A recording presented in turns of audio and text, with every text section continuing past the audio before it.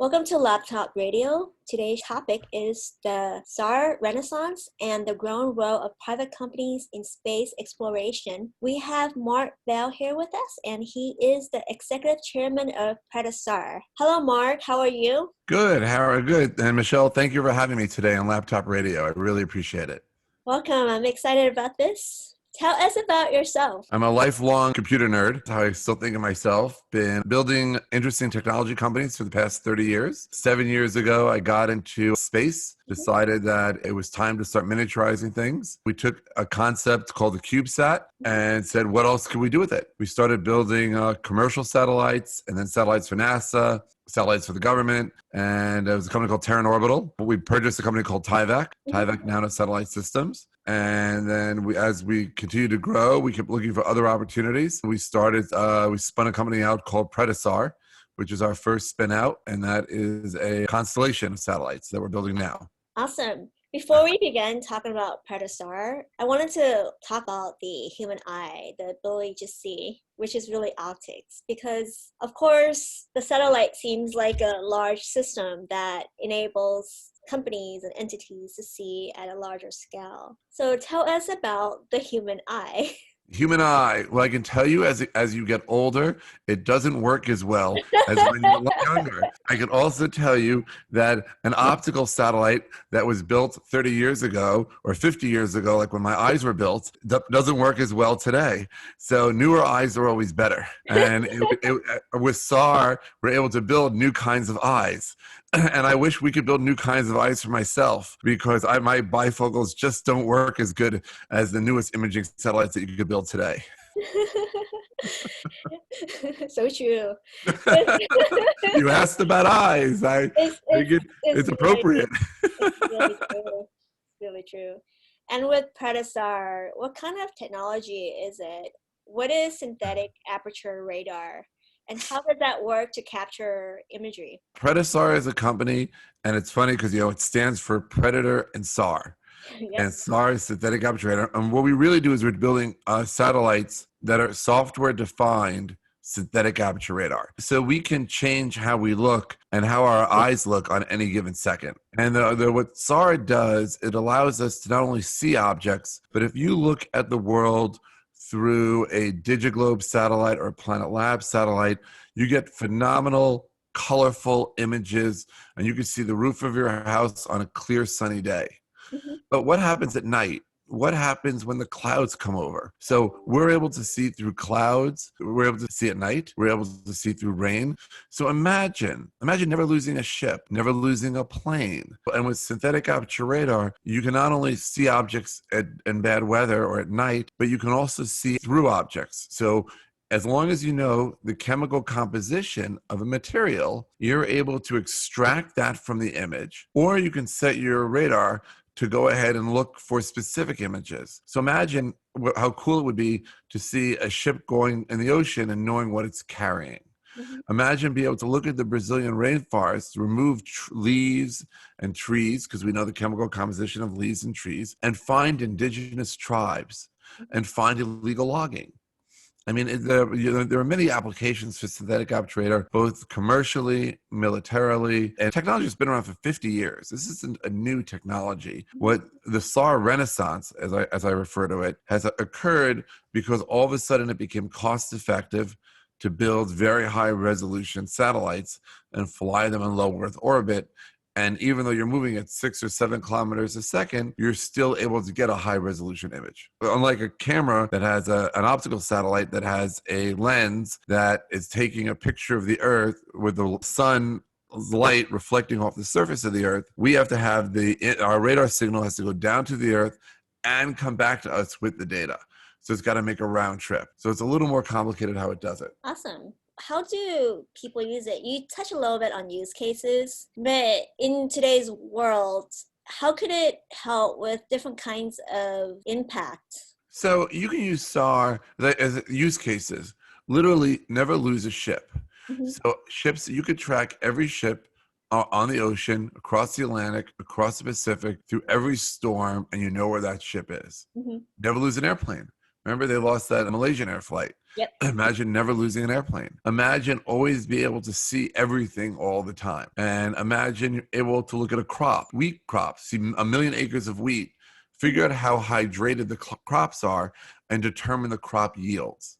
Are Mm. you going to have enough food to feed your people? There are thousands of applications. Oil is a great example. Look at an oil pipeline and identify exactly where oil is being siphoned off, because with SAR, you can tell depth, how high a ship is riding off the ocean, or how much oil is filling up a pipeline. So you can tell where the pipeline oil goes down, you know where it's being siphoned off. There are just many applications for SAR to be used all throughout society.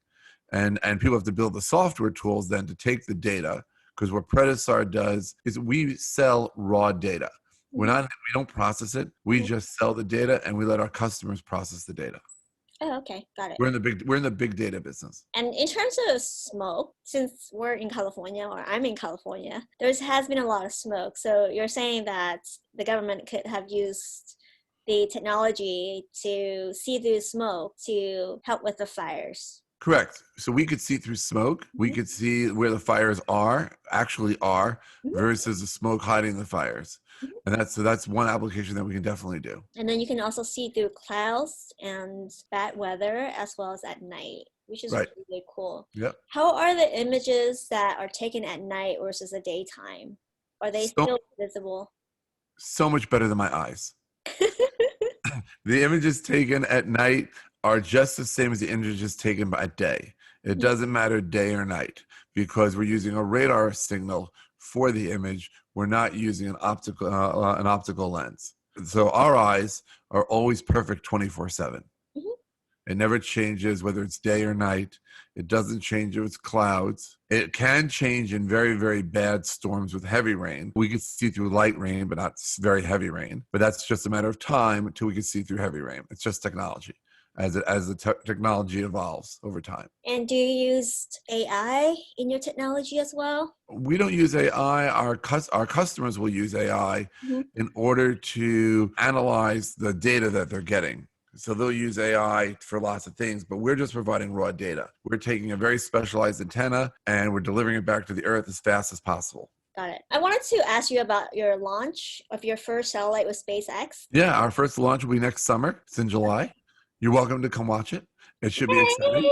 It's going to be a lot of fun. We're very excited. It'll be the first of many. So if you don't come to that, you can come to others. But we are excited to get going and chomping at the bit. Yeah, I saw that on your website, and I've been following SpaceX, of course, online and on social media. That's going to be awesome. I also interviewed someone from NASA here as well.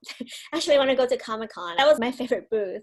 And when I think about PredaSAR, I really think about you having Superman eyes to see everything. It seems like it's really cool technology. What are you getting about ethics? And how are you incorporating ethics in your technology in your company? First, I want to comment that I've always wanted to go to San Diego Comic-Con.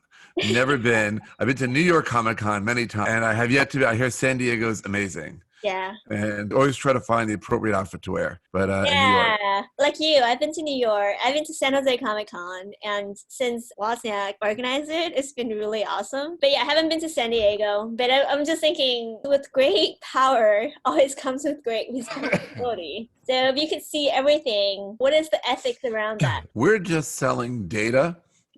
So we don't actually see it. We just provide the data for someone to analyze.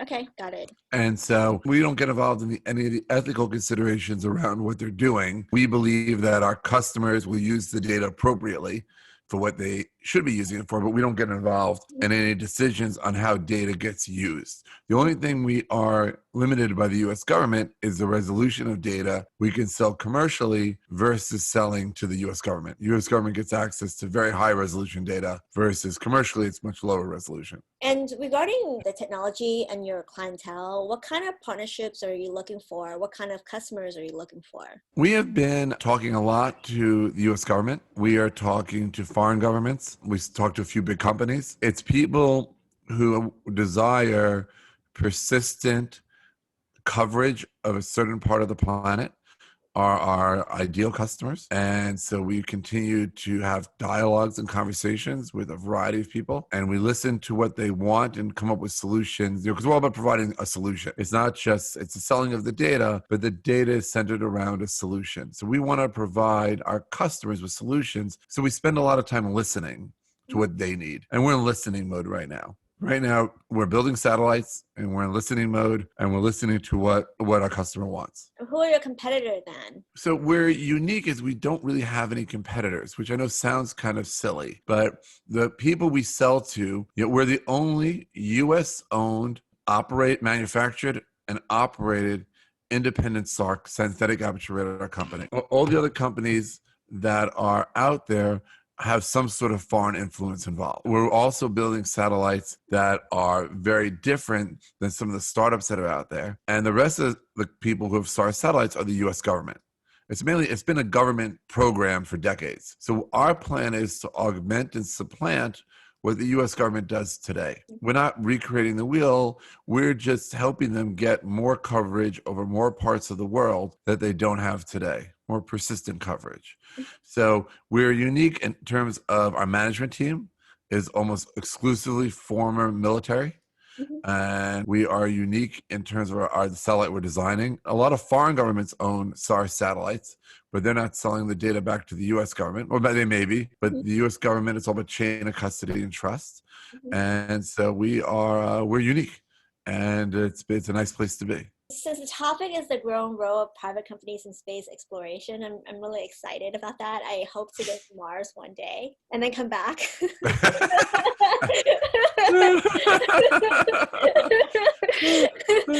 What does it look like today? What does Mars look like today? I don't know. I haven't been there yet. No. What is the growing role of private companies in space exploration today? I see Tesla. Virgin Galactic. Yeah, so that's another one. And I heard them talk at Comic-Con again. The source of all information is Comic-Con. We know this. It's a good thing. I know that there's a lot of private companies doing space tech. How is that like? And are you excited about that? Or do we expect to see more cool things in that area? Oh, we're going to see tons of cool things. I mean, with the cost of getting into space getting cheaper, and the cost of manufacturing satellites getting cheaper, and eventually the cost of getting humans into space will get cheaper, it is going to open up whole new areas of things to do. Imagine your vacation home on the Martian plains with a nice view of a mountain range. It's always red. And, there are very amazing things that are being done. Things that are being done today are companies like Made in Space, which is manufacturing things in space at the International Space Station, and things you just can't do on Earth because you have to do it in a zero-G environment. That can revolutionize medicine, precision equipment. There are lots of, interesting companies out there that are being started that will have tremendous legs going forward and really change not just government access to space, but consumers' access to space. And Virgin Galactic's exciting. You can go up into space, go float around, and it'll be fun, go up and come back. That's the whole key, is coming back. Going up's the easy part. You got to make sure you come back. Every movie I keep watching on Netflix about someone going up into space, they don't always come back yet. I watched 5 so far in the past few weeks. Not everybody's come back. Yeah, it's always the drama, right? They never come back. They can freeze time, though, I guess. But my favorite one was a friend of mine, or I was watching The Martian with a friend of mine, and they turned to me and they go, "Is this a true story?" And I go, "Yes, it's a documentary." And they go, "Wow, that's so cool." I love The Martian. It was great. Yeah, it was amazing. And he literally was very self-sufficient. It's kind of like building a startup, because you don't really know what is next, but you constantly have to solve problems. And there's one after another. Yes, always. It's like playing whack-a-mole, just with equipment. Even when we put, our TIVAC, PredaSAR sister company, we've put over 220 satellites into orbit so far, and it is, making you if something goes wrong, it's not like you could send someone up there to go fix it. But now at least I know that, Michelle, if you want to go up and start fixing stuff, Now I have a list of things that need to get fixed. It'd be I great. do. I do. I have my tools ready, like a laptop and my HDMI cable. But what's funny is, that is actually becoming reality. There are actually satellites that go up to orbit now that repair other satellites. And we worked on programs where you could build upgradable satellites in space. And you see AI. You mentioned AI before. Tyvek has built satellites with AI built into it. Have built autonomous vehicles in space. I mean, there's a lot of satellites in space today that take care of themselves. They solve their own problems. They move out of the way by themselves when they see a piece of debris coming, or they see a micrometeorite coming. They adjust themselves to always make sure they're getting the most sun for their solar arrays. It is you have a lot of AI being used in space today, and HAL is not far around the corner. And then also 3D printing, because I can see a satellite pressing a button to print whatever they need in space. Yeah, I mean, imagine satellites that can be self-replicatable in space. Yeah. Building things in space, building superstructures in space. That is technologically possible today, that you could build something the size of, the American Airlines arena in outer space and have it be done autonomously. That is not out of the realm of reality today. Though I keep telling my wife every year what I want, when she asks what I want for my birthday, I keep telling her I want a spaceship. And she keeps buying me one every year, but she's not getting it. It's usually something that goes on my desk. I'm like, no, you're missing it. But one day it will be a reality. I actually want a real one that I can just kind of fly around. It's kind of like this one-person drone, but spacecraft that I can just kind of fly to the moon or to Mars, have sushi there, and then come back. I think it'd be great. Go to the moon, pick up some rocks, some souvenirs, take a selfie with the flag on the moon, come back. So I got into this whole thing about almost 8 years ago now. I had an idea that I never did. And I've never told anybody, but I'll tell you here because you seem like fun, and I'll tell you. So my original idea was called the ultimate selfie. My idea was for you to be able to take your iPhone or your Android phone, take a picture of me. A satellite in space will take a picture of you on the ground, wherever you're standing, and it'll text it back to your phone within a minute. That's awesome. And that was the original idea. And then I found out how much it will cost to build. And I was like, all right, that isn't necessarily such a good idea. But it was a really cool idea at the time. It got me very excited and got me motivated to start doing stuff. However, it's cheaper now, so that can be done. Oh, it's still in my head. Still thinking about it. It is, have not forgotten about it. A few more years from now, it'll be cheap enough. Then we'll have a satellite photographer. Or imagine being at a football game or a baseball game or just laying in the park and having a picture taken from outer space of exactly where you're laying. Yeah. And how many people wouldn't pay 99 cents to get that? Yeah, they would pay $20 for that. Well, think about the prices of photographs, right? Like if you go to Disneyland or an amusement park, they would take pictures for you. A human would do that. And they would charge you, I don't know, up to $50 maybe for a photograph. Right. So if you're in space, it won't be 99 cents because that's basically Apple price. That is not space price. But you're a human who wants to go to space. So all we need to do is take you, put you in space, give you a camera, and we're all set. Yes, I would be. I don't even have to build a satellite. Really happy, but I have some detailed questions. For the satellites, how far could they go? How does it work in terms of space? These physics stuff. Well, I mean, satellites can go. I mean, we've had satellites leave the solar system. They've gone far. I mean, Voyager. We've gone very far. If you remember the first Star Trek movie, it came back, and someone brought it back to us.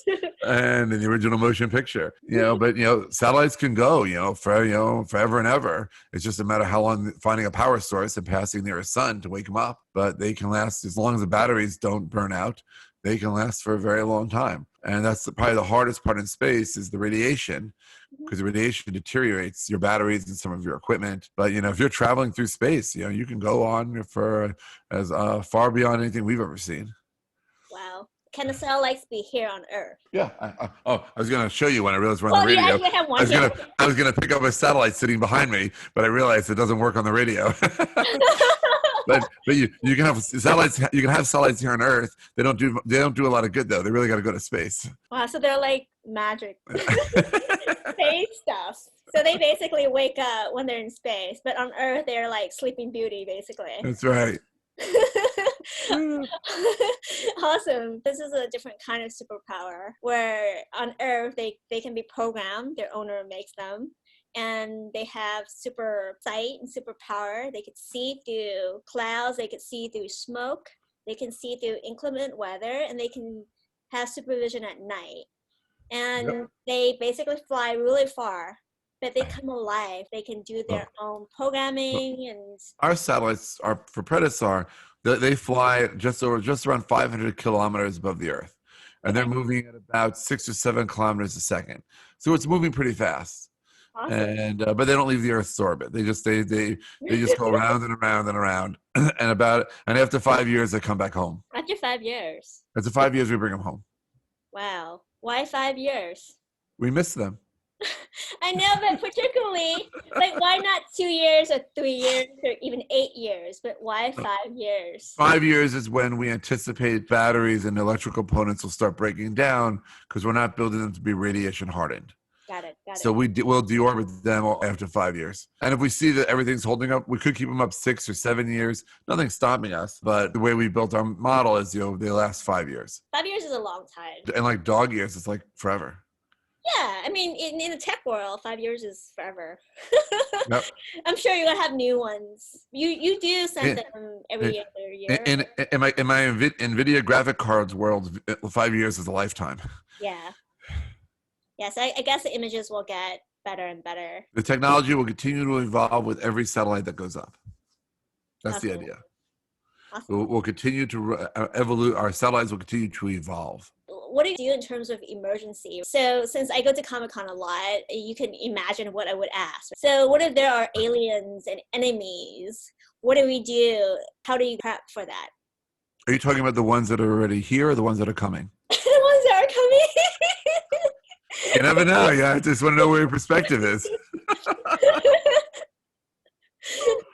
I did read about the ones that are already here Yeah. the other day, but I wanted to know about the ones that are new. Or when we get attacked by aliens and enemies, what does the PredaSAR satellites do? Do they just come back? Do they return? Do you guys have a protocol? Does it just disappear and resolve in space? How does it look like? Well, I love how much of an optimist you are because you say when they attack, not if they attack, but when they attack. So you've already determined they're going to be attacked. So it's just a question of when they attack. So do you know something we don't know? Just out of curiosity, do you have some inside information here? Inquiring minds want to know.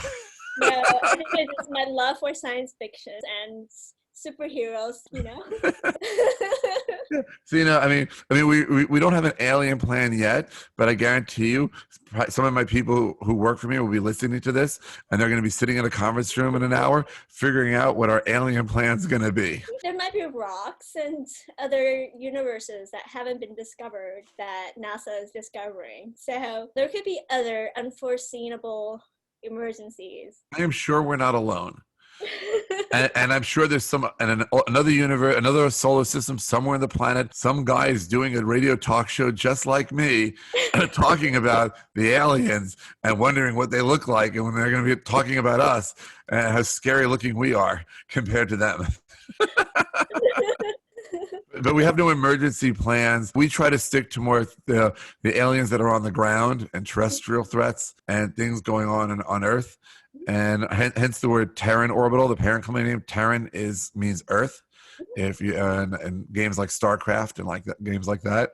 So we try to think of things that go on Earth today, and we leave all the aliens in outer space to somebody else, and the Men in Black take care of them. That's awesome because I guess there's fires and wind and tornadoes. If you watch everything going on with this campaign and this election, there are aliens out there. They're everywhere.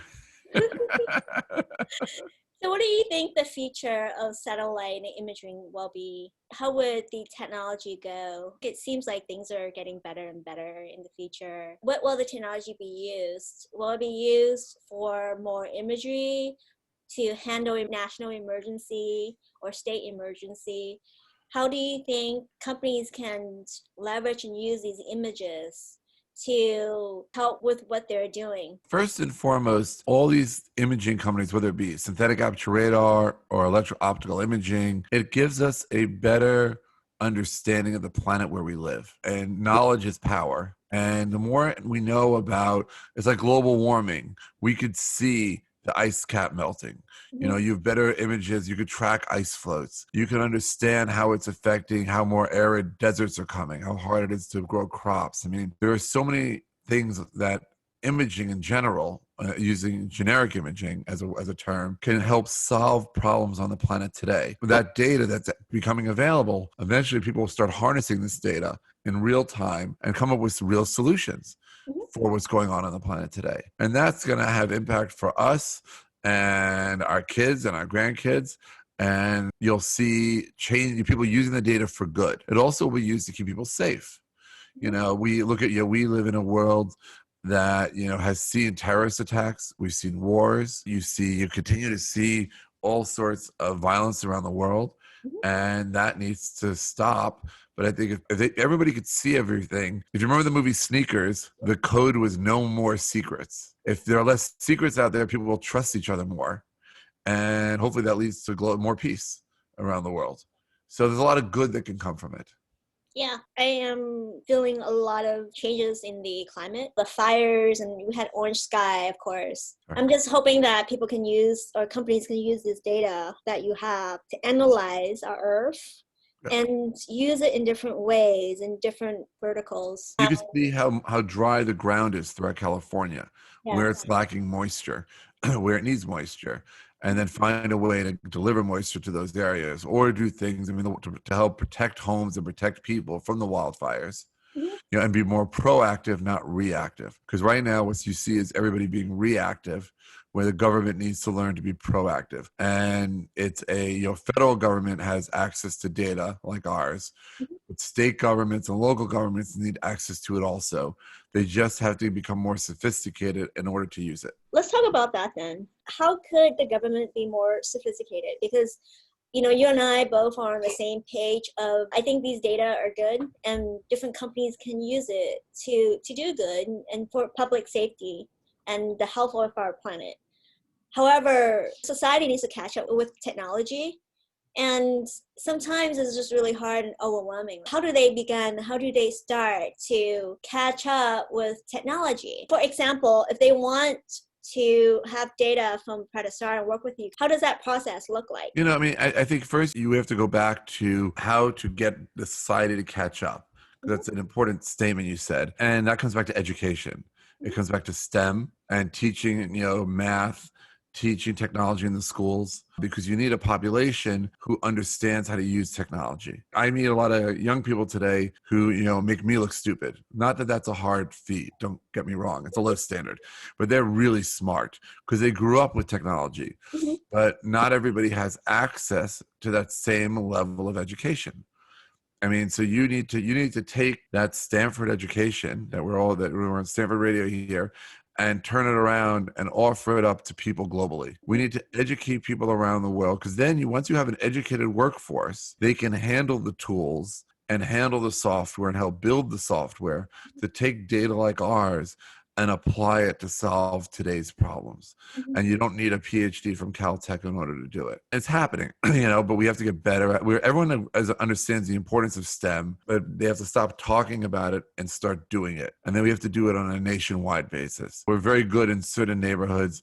It's very good in neighborhoods, where you have, places like Palo Alto or Menlo Park, where you have high income bases. But in the inner cities is where we need to take it, because, at the end of the day, you never know who's going to discover the cure for cancer. You never know who's going to become the next Nobel Prize winner, where these kids come from. And I was blessed a couple years ago. I was invited to go be a guest science teacher at one of the worst schools in the South Bronx in New York City.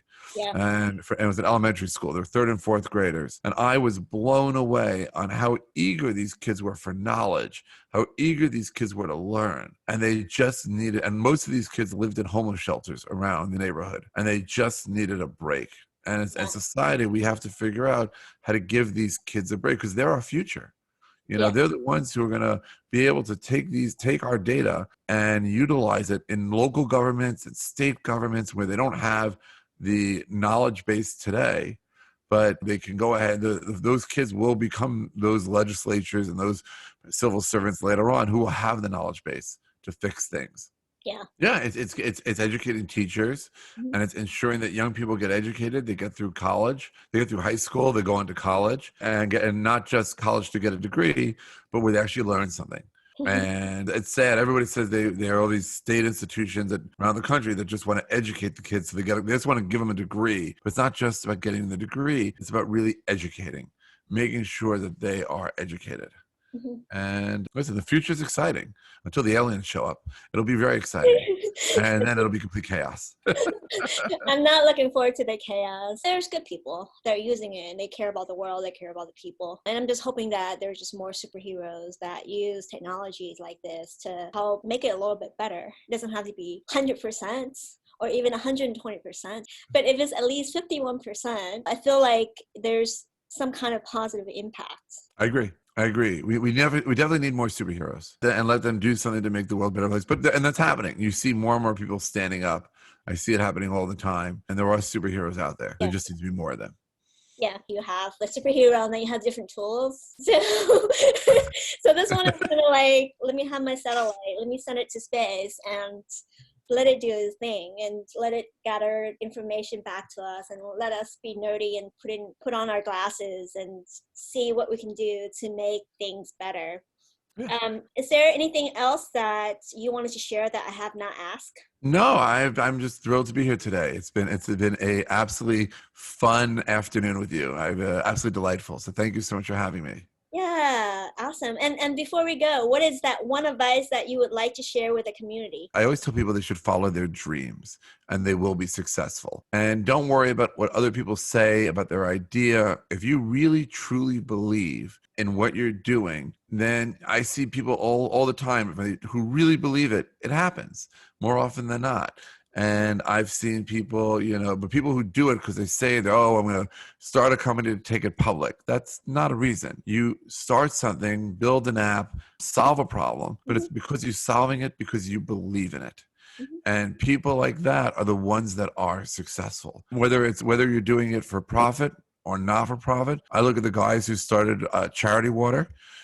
These guys Yeah. have drilled, I think, over 20,000 wells in Africa. And it came to me in the beginning and asked for money. And I said, of course, because they truly believed they were going to make a difference.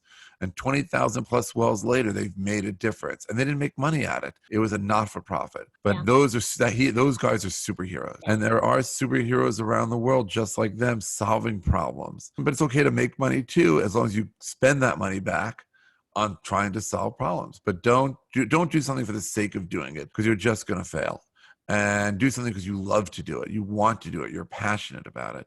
And you will succeed. Okay, let me ask you the hardest question though, because Uh-oh. since I work with startups a lot, and I've seen a lot of startups who fail, and sometimes it's because of time, sometimes it's lack of money, just different reasons. But what's the difference between belief and belief? For the first venture fund ran, I would always ask the founders if they would let me mortgage their house and put a lien on their car.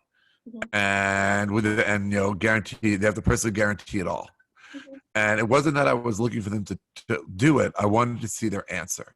And those that said yes are the ones I backed. We had a 1,400% internal rate of return Wow. on my first fund. And that was because all these CEOs and all these founders, they truly believed they were going to sell their kids to me. They were going to mortgage. I was hysterical. But they believed. And the ones that didn't, though I didn't back, and most of them failed because you could always, when someone believes they're going to work, they're going to sleep on their couch. I mean, my first startup was a company called Globix. I worked 120 hours a week for 10 years straight. I Yeah. lived on the couch in my office. And you know what? I loved what I did. It had nothing to do about the money. I made a lot of money, but that wasn't the point. My point was I was doing I was following my dreams Yeah. and doing what I love to do. And everything else kind of fell into place. Those are the people you want. You Yeah. don't want the people who it's a job. And because if it's a job, it's going to fail. And if it's a passion, you have a much higher likelihood of succeeding. Yeah. I think if you don't really believe in what you do, I think excuses are just so easy to make. Yep. It's always easy to blame somebody else for your problems, blame somebody else for your mistakes. Yeah. And, I always view the buck stops with me. And I know that, and, life is full of lessons. And as I've gotten older, I've learned about what to do right, what to do wrong. So my batting average has gone up, as they say. My partner used to tell me that 1 out of every 2 companies I start turns to poo, but a 500 batting average puts you in the Hall of Fame. And so I try very hard to do my batting average improves as I get older because I know how to hire the right management, how to have the right vision, because I have a vision of what I want. And I don't, I listen to everybody, but at the end of the day, I follow my heart, I follow my gut, and I spend my life doing it, and I love it, and I don't need to work, but I want to work, and I like it. I like what I do, and I'm horrible at playing golf or tennis, and so I sit here, and this is what I do, and I'm very happy about it. Awesome. Making superheroes, or actually enabling the superheroes to use tools to help the planet. Exactly. Well said. I love that. I love that. Alrighty. I'm really excited about the launch. I look forward to seeing you there. It'll be Yeah, great. that'll be awesome. All right. Thank you, Mark. Great. Thank you very much. Have a great Okay. day. Bye bye. Bye-bye.